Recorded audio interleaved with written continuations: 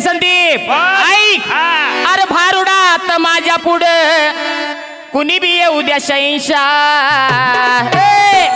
भारुडात माझ्या पुढे कुणी बी येऊ द्या शैंशा,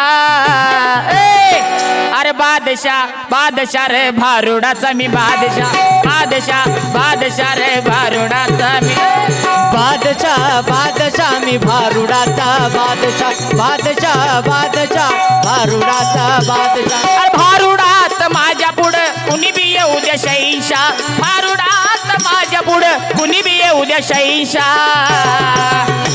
या संदीपचा सांगायचा विषय, या संदीपचा ह्याच्या पोटात एक दिवशी दुखायला लागलं. ही डॉक्टरकडे गेला, डॉक्टरनं तपासलं, चेक केलं आणि डॉक्टरने सांगितलं संदीप ऑपरेशन करायला लागते लागा. हे म्हणला चालतंय डॉक्टर कराय गे. मग ह्याला ऑपरेशनला झोपवल्यावर डॉक्टरने एका कंपाऊंडरला सांगितलं, कंपाऊंडर जाऊन एक हार घेऊन ये जा. ह्यानं डॉक्टरला विचारलं, डॉक्टर ऑपरेशन आहे मग हार कशाला? डॉक्टर म्हणलं हे माझं पहिलं ऑपरेशन आहे, हे माझं पहिलं ऑपरेशन आहे. हे ऑपरेशन सक्सेस झालं ही हार मला, आणि ही ऑपरेशन फेल गेलं ती हार या संदीपला. काय बोलतोय लागा? हात करू नको.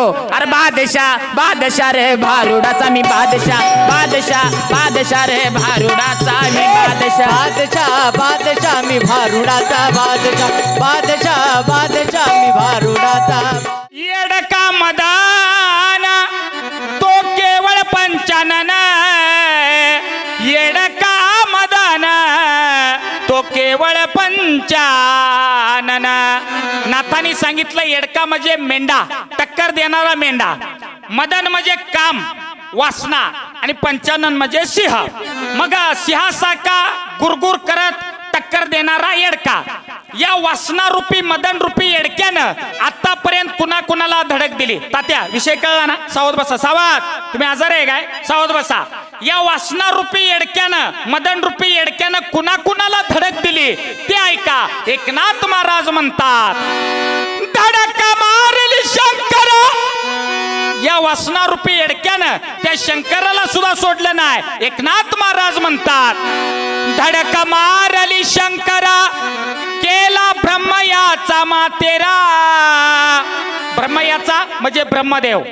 ब्रह्मदेवाला तर त्या येडक्यानं अशी धडक दिली, स्वतःच्या मुलीबद्दल त्या ब्रह्मदेवाची वासना निर्माण झाली. म्हणून इथं नाथांनी सांगितलंय, धडक मारली शंकरा केला ब्रह्मयाचा मातेरा. इंद्रचंद्रा शिदरारा लाविला जेने. धडक मारली नारदा केला रावणाचा चेंदा. अरे या येडक्याला त्या रावणाला सुद्धा धडक मारली. रावणाची सोन्याची लंका होती, पण रावणाला कळलं नाही. रावणाची नजर त्या सीतामाईवर गेली आणि रावणाला सोन्याची लंका गमावावी लागली. म्हणून इथं प्रमाण आहे, वासनेच्या संगेत जाऊ नको मना, पाहत्या रावणा कैसे झाले. धडक मारली नारदा केला रावणाचा चेंदा. धडक मारली दुर्योधना घेतला तो प्राण. मग भस्मासुर मुकला प्राणाशी. वा त्या मदन रूपी काम रूपी येडक्याच्या धडकेत भस्मासुराला आपला प्राण गमवावा लागला. भस्मासुरानं शंकराची तपश्चर्या केली आणि एक वरदान मागून घेतलं, मी ज्याच्या डोक्यावर हात ठेवेल तो भस्म झाला पाहिजे. मग ते त्या भस्मासुराला वरदान मिळालं. भस्मासुरानं कुणाच्या जरी डोक्यावर हात ठेवला तर तो व्यक्ती भस्म होत होता. ते वरदान त्याला मिळालं. मग कालांतरानं योग असा आला, तो भस्मासूर शंकराच्याच मागे लागला, शंकराच्या डोक्यावर हात ठेवून शंकराला भस्म करण्यासाठी. मग शंकराला कोडं पडलं, करायचं काय? विष्णूनं एक आयडिया केली, मोहिनी रूप घेतलं. मोहिनी रूप, सुंदर स्त्रीचं रूप घेतलं. ती स्त्री त्या भस्मासुरा पुढे गेली. ही गाडी पागाळला. भस्मासुर येडा झाला. आता मन आहे ओ बुलाती है मगर जाने का नाही. पण भस्मासुराला कळलं नाही. भस्मासुर त्या मोहिनी रूपा पुढे पागल झाला. आणि मग त्या स्त्रीनं सांगितलं मी जसं नाचते तसं नाच. भस्मासूर त्या स्त्री प्रमाणे नाचायला लागला. त्या स्त्रीनं, सुंदर स्त्रीनं काय केलं, नाचता नाचता स्वतःचा हात डोक्यावर ठेवला आणि त्या भस्मासुरानं पण त्याचा हात डोक्यावर ठेवला आणि भस्मासूर भस्म झाला. कशा पाय, वासने पाय. म्हणून त्या मदन रूपी येडक्याच्या धडकेत भस्मासुराला मरावं लागलं. इथं एकनाथ महाराजांनी सांगितलंय, भस्मासूर मुकला प्राणाशी, तीच गती झाली त्या वालीशी. वालीला तर आपला सक्का भाऊ सुग्रीवाच्या बायकोवर वासना त्या वालीची फिरली आणि श्रीरामानी त्या वालीचा वध केला. इथं सांगितलंय येडक्यानं धडक मारल्यानंतर कोण कोण मेलं. भस्मासूर मुकला प्राणाशी, तीच गती झाली त्या वालीशी. विश्वामित्रा सारखा ऋषी, विश्वामित्र सगळ्यांना माहिती आहे त्या, ज्याने 60,000 वर्ष तपश्चर्या केली तो विश्वामित्र. पण तो विश्वामित्र सुद्धा रंबे पुढं पागल झाला, वासना जागृत झाली. मग इथं नाथांनी सांगितलंय एवढा महान ऋषी विश्वामित्रा सारखा ऋषी नाडीला जेने.